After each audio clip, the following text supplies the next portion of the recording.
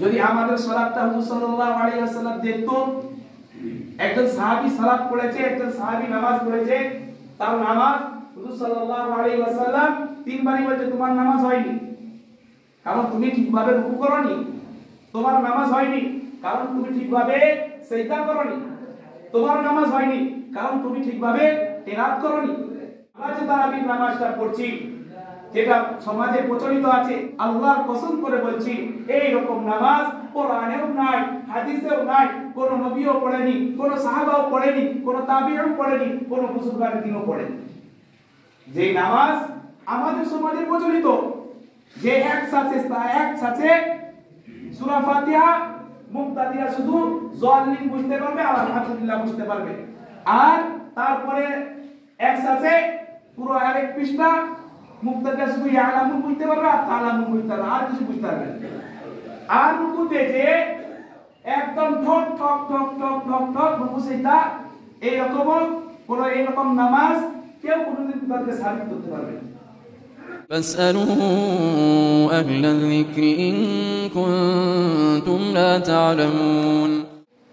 আল্লাহ তাবারাক ওয়া তাআলা কুরআনুল কারীমের মধ্যে বলেছেন শাহরু রমাদান আল্লাযী উনসিলা ফীহিল কুরআন হুদাল লিন-নাস ওয়া বাইয়িনাতিন মিনাল হুদা ওয়াল ফুরকান।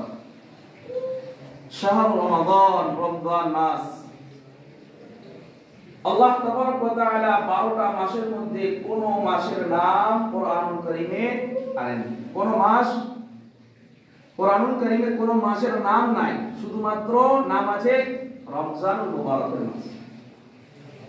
তো আল্লাহ তাবারাক ওয়া তাআলা বলেছেন শাহরু রমাদান আল্লাযী উনজিলা ফীহিল কুরআন। শাহরু রমাদান, রমজান মাসে কেন এত দাম, কেন এত গুরুত্ব? উনজিলা ফীহিল কুরআন, এই মাসে আল্লাহ তাবারাক ওয়া তাআলা কি করেছিলেন? কুরআন নাযিল করেছিলেন। ইন্না আনজালনাহু ফী লাইলাতিল কদর, আমি এই রাতে লাইলাতুল কদরের রাতে কি করেছি? কুরআন নাযিল করেছি। তাহলে লাইলাতুল কদরের যে এত বরকত, এত তার ফজিলত, এত সওয়াব, কারণটা হচ্ছে একটাই যে ইন্না আনজালনাহু, আমি এই রাতে কি করেছি? কোরআন নাযিল করেছি। রমজান মাসের এত গুরুত্ব এই জন্য যে এই রমজান মাসে কোরআন নাযিল হয়েছে, আর লাইলাতুল কদরের এত গুরুত্ব এই জন্য যে এই লাইলাতুল কদরের রাতে কোরআন নাযিল হয়েছে। যে রকম পৃথিবীতে আমরা অনেক দেখতে পাই যে অনেকে অনেক দিবস পালন করে, সেটা জায়েজ না না জায়েজ সেটা বলছি না। 15ই আগস্ট, 21শে ফেব্রুয়ারি, 14ই ফেব্রুয়ারি অনেক রকম দিবস পালন করে। পৃথিবীর ইতিহাস এটা দেখতে পাবো যে যদি 15ই আগস্টের কথা বলি, ভারতবর্ষ স্বাধীন হওয়ার পূর্বে কত 15 আগস্ট গেছে, কত 15 আগস্ট চলে গেছে, কারো কোনো খবর থাকে না। ভারতবর্ষের গণতান্ত্রিক সংবিধান লেখার আগে কত 26শে জানুয়ারি চলে গেছে, কারো কোনো খবর থাকেনি। কিন্তু যখন কোন একটা দেশটা স্বাধীন হলো ওই দিনটার গুরুত্ব বেড়ে গেল। সেই রকম 14ই ফেব্রুয়ারি বলো বা 21শে মে শ্রমিক দিবস বা যত রকম দিবস আছে পৃথিবীতে, এর আগে বহু চলে যায়, বহু দিবস চলে গেছে, তার কোনো খোঁজ খবর থাকেনি। কিন্তু কোন একটা ঘটনাকে কেন্দ্র করে সেটা একটা দিবস হয়ে যায়। 2 অক্টোবর কত এসেছে কত গেছে, এই গান্ধীর মৃত্যুর আগে কত 2 অক্টোবর এসেছে, কিন্তু যখন গান্ধীর ইন্তেকাল হয়েছে, সে মারা গেছে, তারপর থেকে কি হয়েছে? 2 অক্টোবর তার গান্ধী জয়ন্তী বলে হয়েছে।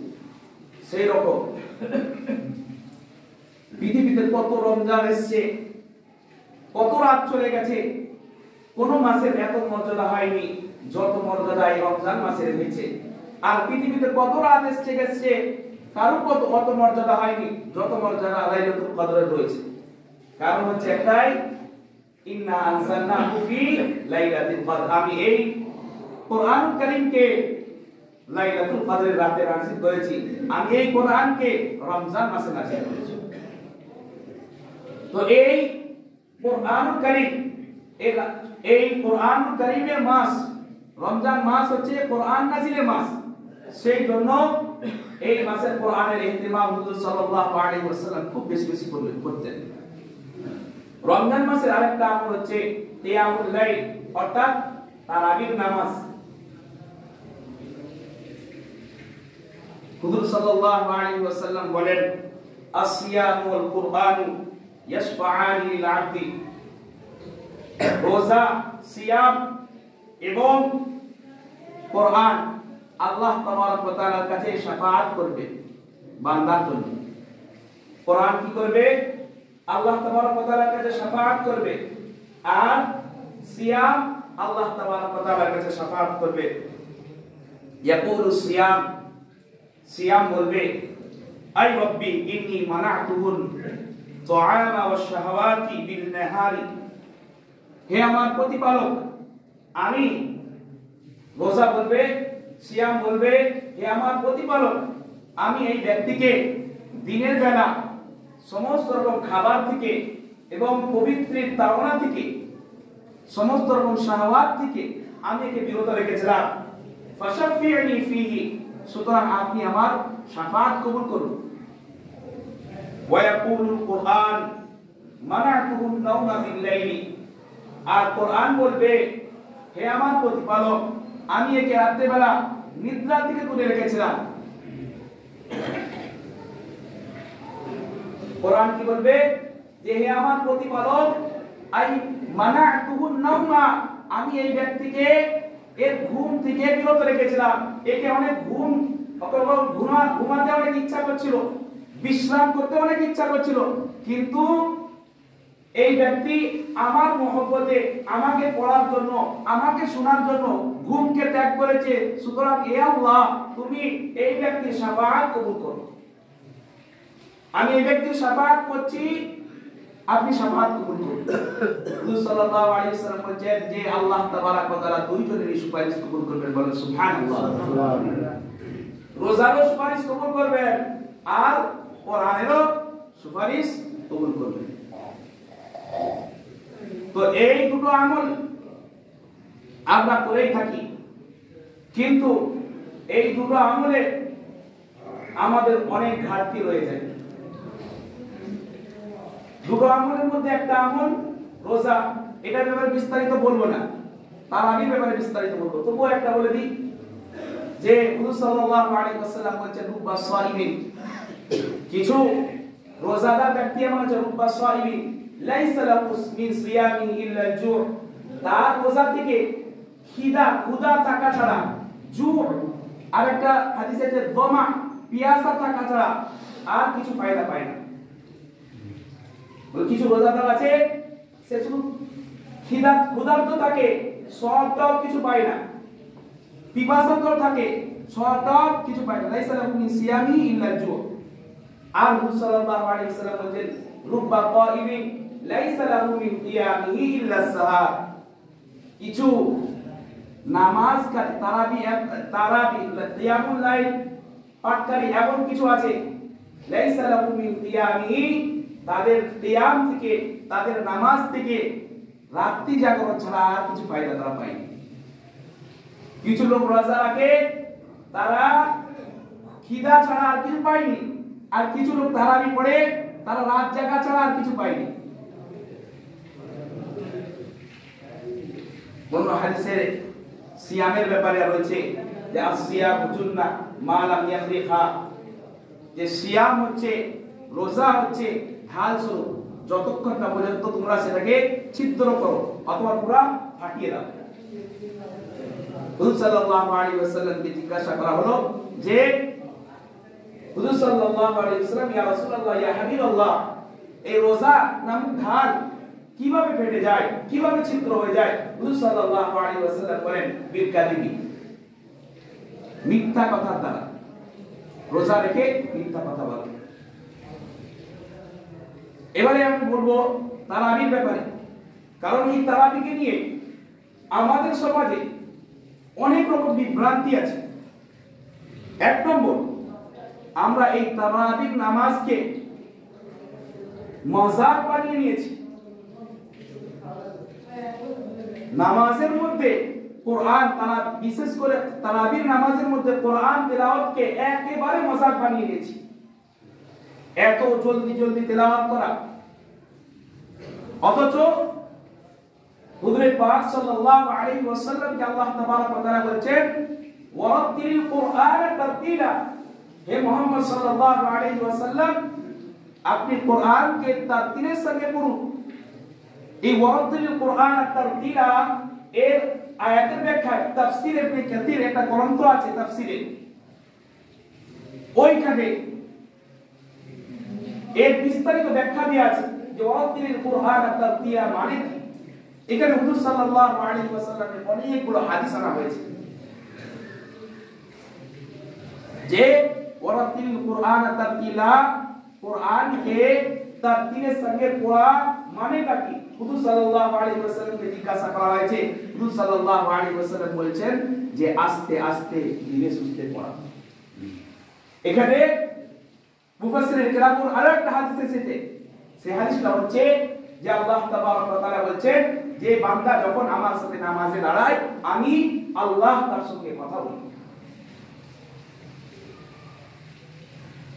আল্লাহ তাবারক ওয়া তাআলা হাদিসের কুদসির মধ্যে বলেন যে কিভাবে কথা বলি, বান্দা যখন বলে আলহামদুলিল্লাহি রাব্বিল আলামিন, আমি আল্লাহ আরশের মধ্যে বসে, আমি আল্লাহ আসমানের মধ্যে ফেরেশতাদেরকে বলতে থাকি হামিদানি আবদি হামিদানি আবদি, যে দেখো দেখো আমার বান্দা আমার প্রশংসা করেছে। তারপরে যখন আর রহমানির রহিম বলি তখন আল্লাহ তাবারক ওয়া তাআলা ফেরেশতাদেরকে বলে দেখো আতনা আলাইয়া আবদি, আমার বান্দা আমার থানা করছে, আমার প্রশংসা করছে।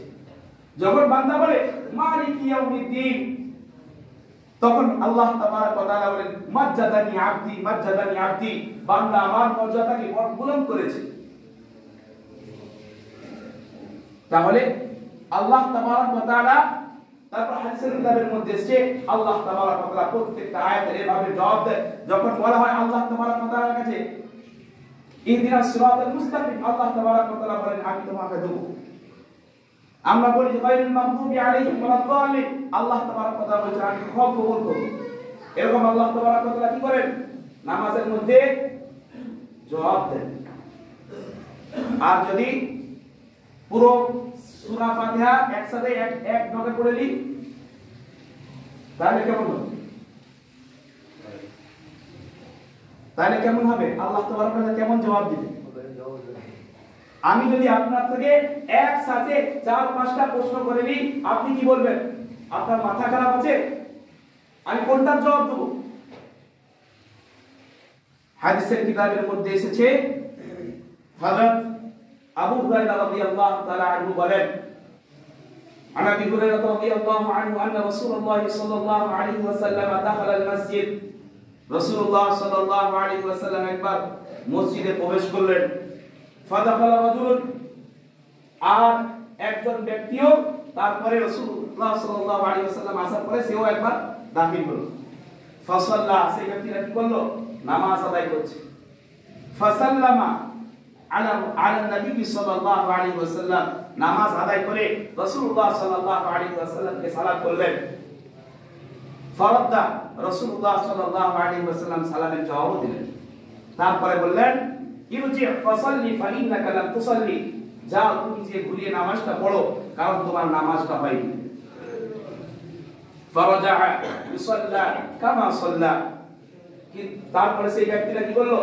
সেই ব্যক্তিটা আবার ঘুরিয়ে যে নামাজ আদায় করলো, যে এরকম পূর্বে নামাজ আদায় করেছিল অনুরূপ ভাবে আবার নামাজ আদায় করলো। সুম্মা জাআ ফাসাল্লামা রাসূলুল্লাহ সাল্লাল্লাহু আলাইহি ওয়াসাল্লাম, তারপরে আবার রাসূলুল্লাহ সাল্লাল্লাহু আলাইহি ওয়াসাল্লামের কাছে এলো, দিয়ে এসে আবার রাসূলুল্লাহ সাল্লাল্লাহু আলাইহি ওয়াসাল্লামের কাছে সালাম দিল। তারপর রাসূলুল্লাহ সাল্লাল্লাহু আলাইহি ওয়াসাল্লাম আবার তাকে বললেন ইরজি ফাসাল্লি ফাইন্নাকা লাম তুসাল্লি, যাও গিয়ে নামাজটা আদায় করো, ঘুরিয়ে নামাজটা আদায় করো কারণ তোমার নামাজটা হয়নি। সালাতান, এইভাবে 3 বার তাকে ঘুরালেন।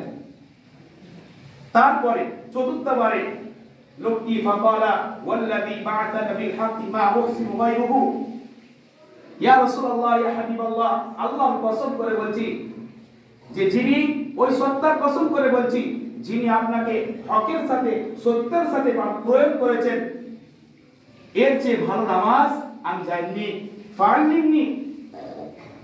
সুতরাং আপনি আমাকে নামাজটা শিখিয়ে দিন। ফাকালা ইযা কুমতা ইলা সলাতি ফাকাব্বির সুম্মা ক্বরা মা তায়াসসারা মা'আকা মিনাল কুরআন। রাসূলুল্লাহ সাল্লাল্লাহু আলাইহি ওয়াসাল্লাম বললেন, শোনো, ইযা কুমতা, যখন তুমি নামাজের জন্য দাঁড়াবে, ফাকাব্বির, তখন তাকবীর বলবে, আল্লাহু আকবার বলবে, সুম্মা ক্বরা মা তায়াসসারা মা'আকা মিনাল কুরআন, তোমাকে কোরআনুল কারীমের মধ্যে যেখানটা সহজ লাগবে, যেখানটা তুমি পারবে সেটা ভালোভাবে পড়বে। সুম্মা কা হাত্তা তাতমাইন্না রাকিআন, তারপরে তুমি কি করবে? ইতমিনানের সাথে ধীর স্থিরে রুকু করবে। তারপরে তুমি রুকু থেকে উঠে সোজাভাবে ভালোভাবে দাঁড়াবে।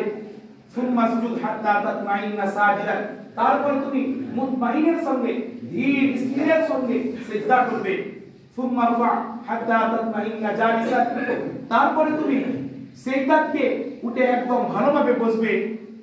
ওয়াফআল যালিকা ফি সলাতিকা কুল্লিহা, এইভাবে তুমি তোমার পুরো সালাতটা আদায় করবে। তাহলে যদি আমাদের সালাতটা হুজুর সাল্লাল্লাহু আলাইহি ওয়াসাল্লাম দেখতো, একজন সাহাবী সালাত পড়েছে, একজন সাহাবী নামাজ পড়েছে, তার নামাজ হুজুর সাল্লাল্লাহু আলাইহি ওয়াসাল্লাম তিনবারই বলছে তোমার নামাজ হয়নি, কারণ তুমি ঠিকভাবে রুকু করনি। তোমার নামাজ হয়নি কারণ তুমি ঠিকভাবে সিজদা করনি। তোমার নামাজ হয়নি কারণ তুমি ঠিকভাবে তেলাওয়াত করনি। সুতরাং আমরা যে তারাবির নামাজটা পড়ছি, যেটা সমাজে প্রচলিত আছে, আল্লাহর কসম করে বলছি, এই রকম নামাজ কোরআনেও নাই, হাদিসেও নাই, কোন নবীও পড়েনি, কোন সাহাবাও পড়েনি, কোন তাবিঈও পড়েনি, কোন বুজুর্গানের দিনও পড়েনি। যে নামাজ আমাদের সমাজে প্রচলিত, যে একসাথে সূরা ফাতিহা মুক্তাদিরা শুধু যালিম বুঝতে পারবে আর আলহামদুলিল্লাহ বুঝতে পারবে, আর তারপরে একসাথে পুরো আরেক পৃষ্ঠা মুক্তাদিরা শুধু ইয়ালামু বুঝতে পারবে আর তালামু বুঝতে পারবে, আর কিছু বুঝতে পারবে না। আর রুকুতে যে একদম ঠক ঠক ঠক ঠক ঠক ঠক রুকু সিজদা, এইরকম নামাজ কেউ কোনোদিন তাদেরকে সাবিত করতে পারবে না। আর যারা এরকম নামাজ পড়ে, যারা এরকম নামাজ পড়ায়, তাদের কি অবস্থা আছে হাদিসের মধ্যে, তাদের ওয়াইদ অনেক বড়। যারা ইমাম রয়েছে তাদের তো অনেক বড় ওয়াইদ।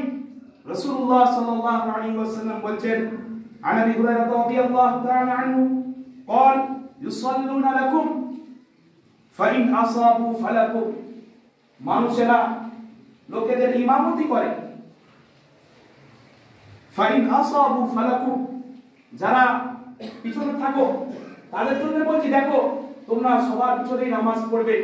ফাইন আসাবু ফালাকুম, কারণ যদি তারা নামাজের মধ্যে ভালোভাবে নামাজ আদায় করে তাহলে তাদেরও নামাজ হবে, তোমাদেরও নামাজ হবে। ওয়াইন আখতাউ, আর যদি তারা নামাজে ভুল করে, ফালাকুম আলাইহিম, তাহলে ভুলটা তাদের হবে।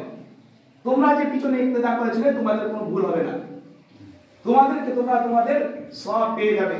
আরেকটা হাদিসের মধ্যে হযরত সাহেব ইবনে সাদ রাদিয়াল্লাহু তাআলা আনহু বলেন, ইন্নী সামি'তু রাসূলুল্লাহ সাল্লাল্লাহু আলাইহি ওয়াসাল্লাম ইয়াকুল আল ইমামু যামিনুন, যে ইমাম হচ্ছে জিম্মেদার, ইমাম কি হচ্ছে জিম্মেদার। ফাইন আহসানা ফালাহু ওয়া লাহু, সে যদি ভালোভাবে নামাজ পড়ায় তাহলে তারও নামাজ হবে, তোমাদেরও নামাজ হবে। ওয়াইন আসাহা, আর সে যদি নামাজের মধ্যে কিছু খারাপি করে, নামাজের মধ্যে কিছু ভুল করে, সেটা তার ভুল হবে, তাকে পাকড়া করা হবে, তোমাদেরকে কোনো পাকড় করা হবে না। সুতরাং যারা নামাজ ভালোভাবে পড়ায় না, আর এই হাদিসগুলোর তাফসিরে মুহাদ্দিসিন ইকরামগণ হাদিসের কিতাবের মধ্যে লিখেছেন যে ইমাম যখন মুক্তাদিরা নামাজ পড়ে নিয়েছে, মুক্তাদিরের নামাজ হয়ে গেছে আর ইমামের নামাজ হয়নি, মানে হচ্ছে যে যেই সওয়াব পাওয়ার দরকার সেই সওয়াব মুক্তাদিরা পেয়ে যাবে, কিন্তু ইমাম বঞ্চিত রয়ে যাবে, কারণ ইমাম নামাজটাই হয়নি। আর কিয়ামতের দিনে যখন দেখবে যে মুসল্লিরা যে আমাদের এই এত লোক মুসল্লি কারো নামাজ হয়নি, তখন তারা দায়ের করবে আল্লাহ তাআলার কাছে, যে আল্লাহ আমরা তো একে ইমাম বানিয়ে দিচ্ছি, আমরা তো কিছু জানিনি, আমরা তো নিয়ত করে নিয়েছিলাম, আমরা তো নামাজ পড়েছি, আমরা কিছু জানি, আমরা যা জানি সব ইমাম জানি। তখন আল্লাহ তাআলা সকলকে এই ইমামের খাতা থেকে নিয়ে সকলকে সওয়াব দিবে। আর যদি ইমামের খাতাতে সওয়াব না থাকে তো সকলের গোনা ইমামকে দিবে। কত বড় জিম্মেদারি! সুতরাং এই রমজান মাস এটা হচ্ছে কোরআন নাযিলের মাস। সুতরাং এই মাসে বেশি বেশি করে কোরআন তেলাওয়াত করব, কোরআন কিয়ামুল লাইলে তারাবির নামাজে বেশি বেশি করে কোরআন শুনব ইনশাআল্লাহ। তারপর